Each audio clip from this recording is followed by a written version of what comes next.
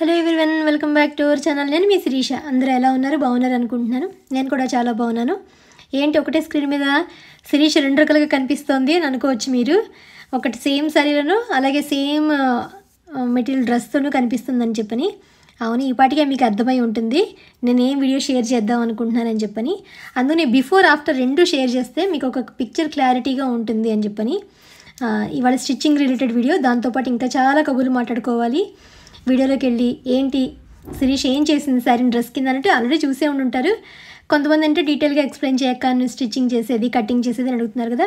So వాళ్ళ కోసం అని చెప్పని ఫస్ట్ వచ్చి ఈ శారీ ఎప్పుడో నేను తీసుకున్నది చాలా తక్కువ రేట్లోనే. ఇవేంటంటే పళ్ళు అవి ఏమీ లేకుండా ప్లెయిన్గా ఉండే శారీస్. సో వాటికి నేను బ్లౌజ్ నేనే స్టిచ్ చేసుకున్నాను. పాంపాం బాల్స్ పెట్టుకుని బ్లౌజ్ స్టిచ్ చేసుకుని సేమ్ బ్లౌజ్లో క్లాత్ మిగిలితే ఇలా చిన్న 1 ఇంచ్ బార్డర్ కింద క్లాత్ని కట్ చేసుకుని శారీ అంతా అటాచ్ చేసుకున్నాను. ఇది చాలా రోజులు నేను కట్టాను. యాక్చువల్గా నా ఫేవరెట్ కలర్ అని చెప్పచ్చు. లైట్ వెయిట్ చాలా హాయిగా ఉంటుంది. శారీ కట్టుకుంటే కూడా నాకు చాలా ఇష్టం. అంటే అఫ్కోర్స్ చాలాసార్లు కట్టేశాను కదా, ఇంకా మనకే అనిపిస్తుంది మంచి చీరలు మనకి ఇష్టమైనవి అనిపిస్తాయి. ఇష్టమైనవి ఎవరికి ఇవ్వద్దు అవ్వదు అలాంటప్పుడు. సో వాటిని మనకు నచ్చినట్టుగా మనం చక్కగా దాన్ని మార్చుకోవచ్చు. అది మన చేతిలోనే ఉంది ఆప్షను. చాలా ఈజీ. నేనే కుట్టుకుంటున్నాను. మీరు కూడా ఒకసారి కాస్త టైలరింగ్ ఐడియా ఉంటే కనుక ఎవరైనా హ్యాపీగా కుట్టుకోవచ్చు. లేదు అంటే మనం ఏదైనా ఇలా డిజైనర్ ఫ్రాక్ మనకు బయట చెప్పి బొటిక్లో అయినా కూడా మనం స్టిచ్ చేసుకోవచ్చు. బట్ కొంచెం వాళ్ళు కాస్ట్లీగా ఉంటుంది వాళ్ళ దగ్గర. ఎందుకంటే 1000 to 1500 అయితే బయట ఛార్జ్ చేస్తారు. నేనైతే ఒక 200 రూపీస్తో ఫైనల్గా అయితే స్టిచ్ చేసుకున్నాను. స్టిచ్చింగ్ రిలేటెడ్ అంతా చూద్దరు. కానీ సండే మరి సాటర్డే సండే మిమ్మల్ని కలలేదు కాబట్టి ఆ కబుర్లు కూడా మాట్లాడుకోవాలి కదా, మేము ఎక్కడికి వెళ్ళాము ఏం చేసాము అని చెప్పని. అలాగే సండే మా ఇంట్లో ఏంటంటే వెజిటబుల్ పులావ్, ఇంకా అన్ని ఫ్రిడ్జ్లో ఏం కూరలు దొరికాయో అన్ని, క్యారెట్, బంగాళదుంప, కాజు, బీన్స్, అలాగే పనీరు, అన్ని కూరలు వేసాను. ఇంకా హెల్తీగా ఉంటుంది. 1 pot మీల్ ఈజీగా అయిపోతుంది. లేకపోతే పప్పు కూర ఇన్ని రకాలు ఉండాలి అంటే ఒక్కొక్కసారి మనకే బద్ధకంగా ఉంటుంది. అందులో నేను స్టిచ్చింగ్ చేసుకున్నప్పుడు అస్సలు ఓపిక ఉండదు. సో ఇంక మా వారు ఇంకా ఎప్పుడెప్పుడు కల్కి రిలీజ్ అవుతుందా చూసేయాలి అని చెప్పని ఫ్రైడే అవ్వలేదు, సాటర్డే నైట్ సెకండ్ షోకి బుక్ చేశారనమాట. సో ఎప్పుడెప్పుడు కల్కి మూవీ చూద్దామని అనిపించింది. ఎందుకంటే ట్రెండింగ్గా ఉంది. పైగా 3D మూవీ కాబట్టి గ్లాసెస్ తీసుకుని చక్కగా డిన్నర్ చేసేసి ఇంట్లో అందరం బయలుదేరి వెళ్ళాము విత్ ఫ్యామిలీ అనమాట. మూవీ అయితే మాత్రం చాలా బాగుంది. ఎంజాయ్ చేసాము అందరం కలిసి. మీరు కూడా చూసి ఉంటుంటారని అనుకుంటున్నాను. లేకపోతే కనుక చూడండి. నాకైతే డ్యూన్ మూవీ అంటే మన హాలీవుడ్ డ్యూన్ మూవీ ఉంది కదా, మేము part 1 part 2 చూసాము. కొంచెం దానికి రిలేటెడ్గా అనిపించింది కానీ మూవీ అయితే మాత్రం ఎక్సలెంట్గా ఉంది. మన తెలుగు మూవీ హాలీవుడ్ స్టైల్లో ఉంది అంటే ఎక్సలెంట్ అని చెప్పాలి. అంత అంటే పిక్చరైజేషన్ కానీ అంతా చాలా బాగుంది. So we enjoyed a lot. మీరు కూడా చూసే ఉంటే కనుక తప్పకుండా మీకు నచ్చుతుందని అనుకుంటున్నాము. ఫైనల్గా ఇంకా కటింగ్ వీడియో చూసారు కదా. ఇది శారీ కూడా అప్పుడు నేను చాలా తక్కువ రేటుగా 400-500 ఎంతో కొనుక్కున్నట్టున్నానేమో. దానికి ఒక 1.5 మీటర్ క్లాత్ తీసుకుని బ్లౌజు మిగిలిన దాంతో ఇలా కింద ప్యాచ్ వర్క్ కింద చేసుకున్నాను అనమాట. ఫుల్ ఏనుగులే ఉంటాయి. డార్క్ కలర్ లైట్ కలర్ ఏనుగులతోనే ఉంటుంది. మనసుపడికి ఛానల్ కట్టుకున్నాను కదా, ఇంకా లేదులే తీసేద్దాం అని చెప్పని మన ఇంట్లో ఉన్న డ్రెస్సు మనకి ఏది కుట్టుకోవాలందా, అనార్కలి కుట్టుకోవాలా, ఫ్రాక్ కుట్టుకోవాలా, 3 స్టెప్ లేయర్ కుట్టుకోవాలా, 2 స్టెప్ లేయర్ ఫ్రాక్ కుట్టుకోవాలా, లేకపోతే ఏ మోడల్ అయినా మన దగ్గర ఒకవేళ ఉంటే కనుక అవి తీసుకుని మన ఫస్ట్ హైట్ ఎంత కావాలి, నెక్ ఎంత రౌండ్ కావాలి, మనకి అంటే వేస్ట్ ఎంత పొడుగు కావాలి, అంటే 2 parts అయితే కనుక పైన వేస్ట్ మనకి ఎంత కావాలని బుక్లో మనం ఇలా క్లియర్గా రాసుకుంటే టెన్షన్ ఉండదు మనకి. ప్రతిదీ ఒకసారి టేప్ తోటి ఇలా ఆర్మ్ రౌండ్ ఎంత ఉంది, షోల్డర్ ఎంత కావాలి, మనకి షోల్డర్స్ జారకుండా ఎలా పెట్టుకోవాలి, నెక్ డీప్ ఎంత కావాలి, మనకి అన్నీ మనం ఒకసారి పర్ఫెక్ట్గా మనకి ఏదైనా మంచి డ్రెస్ మనకి ఇది వేసుకుంటే కంఫర్ట్గా ఉందని తీసుకుని నేను వీడియోలో చూపించినట్టుగా అన్నీ ఒకసారి మెజర్ చేసుకుని పక్కన బుక్లో రాసేసుకుంటే ఇంకా మనకు అసలు టెన్షనే ఉండదు. ఆ తర్వాత మనం లైనింగ్ని తీసుకుని ఇలా నేను వీడియోలో చూపిస్తున్నట్టుగా ఫస్ట్ బాడీ పార్ట్ అంటే పైన పార్ట్ తీసుకుని మనం దాని తగ్గట్టుగా ఫస్ట్ కట్ చేసేసుకుంటే అప్పుడు బాటమ్ పార్ట్కి మనం అడ్జస్ట్ చేసుకోవచ్చు. నేను లైనింగ్ కూడా 4 మీటర్స్ తీసుకున్నాను. 3 మీటర్స్ ఏమో కింద బాటమ్ పార్ట్కి, 1 మీటర్ ఏమో పైన హ్యాండ్స్ ప్లస్ బాడీ పార్ట్కి సరిపోయేలాగా. అంటే మన టాప్ అనమాట. పైన మనం బాడీ పార్ట్కి కింద బాటమ్ పార్ట్కి 2 parts చేస్తాం కాబట్టి పైన పార్ట్ సెపరేట్ కటింగ్, కింద పార్ట్ సెపరేట్ కటింగ్ అనమాట.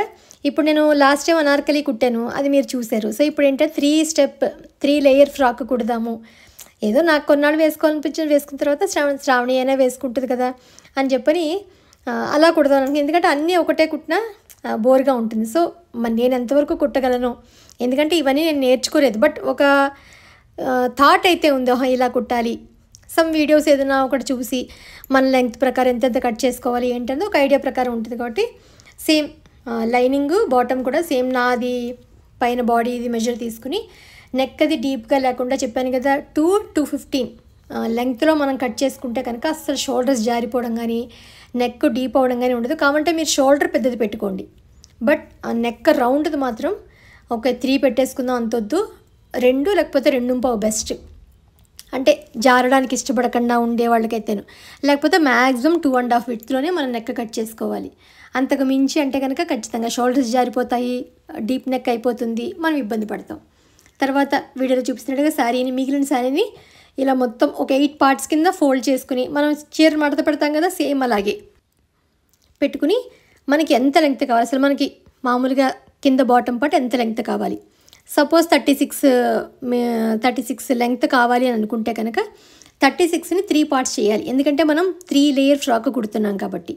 అంటే 12 3 36 కాబట్టి 12 అలా 3 12 36 కాబట్టి ఆ రేంజ్లో మనం ఒక్కొక్కటి పైనుంచి కిందకి ఇలాగ మార్క్ చేసుకుంటూ మొత్తం అంతా ఏనుగులు అవి కరెక్ట్గా వచ్చేలా చూసుకుంటూ మనకి మంచి సైడు బ్యాడ్ సైడ్ అలా ఉంటాయిగా చూసుకుని ఫోల్డ్ చేసేసుకుని వీడియోలో చూపిస్తున్నట్టుగా ఫస్ట్ ఒక 12 లేయరు మొత్తం. ఎందుకంటే ఇది 3 లేయర్స్ చెప్పు కాబట్టి ఫస్ట్ లేయర్ కన్నా సెకండ్ లేయర్ ఎక్కువ కావాలి, సెకండ్ లేయర్ కన్నా థర్డ్ లేయర్ ఎక్కువ కావాలి. ఫస్ట్ ఆ లేయర్స్ రావడానికన్నా ముందు మనం చీరని ఇలా 8 ఫోల్డ్స్ చేసేసుకుని మీ హైట్ ప్రకారం, నాదైతే 12 పెట్టుకున్నాను, అంటే అందులో మళ్ళీ 1 ఇంచ్ ఎక్స్ట్రా అనమాట కటింగ్కి.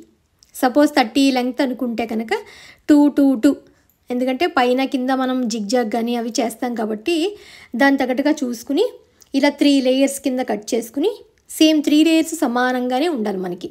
నేను ఎగ్జాంపుల్ 12 చెప్పాను కదా, ఇలా 3 లేయర్స్ చూసారు కదా వీడియోలో చూపించినట్టుగా కట్ చేసేసుకుని పెట్టుకున్న తర్వాత ఈ 3 లేయర్స్ మొత్తం అంతా అటాచ్ చేసేసుకోవాలి మనం. అంటే టోటల్గా ఇప్పుడు శారీలో నేను ఒక 1 మీటర్ 5.5లో ఒక ½ మీటర్ తీసేసాను, 5 మీటర్స్ అనుకుందాం. 5 మీటర్స్ని 3 పార్ట్స్ చేశాను నేను, అంటే ఇంచుమించు 15 మీటర్స్ కింద వచ్చిందనమాట. దాన్ని మొత్తం మనం అటాచ్ చేసేసుకోవాలి. ఇందాక వీడియోలో చూపించానుగా 3 పార్ట్స్ 1 2 3 శారీ లెంగ్త్ మనకి రిమైనింగ్ లెంగ్త్ ఎంత ఉంటే అంతా కలిపి మొత్తం ఇలా వీడియోలో చూపిస్తున్నట్టుగా డబల్ స్టిచ్ చక్కగా ఏదైనా మనకి కంఫర్ట్గా ఉండేదంటే సింగిల్ స్టిచ్ అయినా పర్లేదు, డబల్ స్టిచ్ అయినా పర్లేదు, మీ ఇష్టం. దగ్గరగా వేసుకునే కుట్టు అయితే ఒక స్టిచ్ అయినా పర్వాలేదు. వీడియో చూపించినట్టుగా మొత్తం అంతా ఆల్ ఓవర్ మొత్తం శారీ అంతా మనం ఇలా చేసేసుకున్న తర్వాత ఇప్పుడు మనం దీన్ని 2 పార్ట్స్ చేయాలి.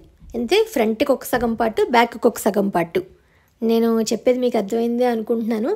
మనం శారీని 3 లేయర్స్ కట్ చేసాం కదా, అవన్నీ అటాచ్ చేసేసుకోవాలి. 3 పీసెస్ అటాచ్ చేసేసుకుంటే ఒక పెద్ద ఒక 15 మీటర్స్ ఎంతో అవుతుంది. దాని హాఫ్కి చేసుకుని 2 పార్ట్స్ చేసేసుకోవాలి మనం. అంటే ఒక పార్ట్ పెద్ద పార్ట్ అంతా ఫ్రంట్కి, ఇంకొక పెద్ద పార్ట్ అంతా బ్యాక్కి.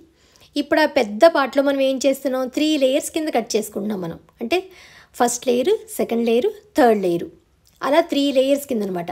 ఫస్ట్ బ్యాక్ పార్ట్ పక్కన పెట్టేసి ఫ్రంట్ పార్ట్ తీసుకుని మనం కొలుచుకోవాలి. ఇప్పుడు మొత్తం అసలు ఎంత ఉంది మనకి అన్నది చూసుకుని కొలుచుకోవాలి. కొలుచుకున్నాక ఫస్ట్ 2 సైడ్స్ మనం జిగ్జాగ్ అంటే ఓవర్లాక్ ఏదైనా చేసేసుకోవాలి.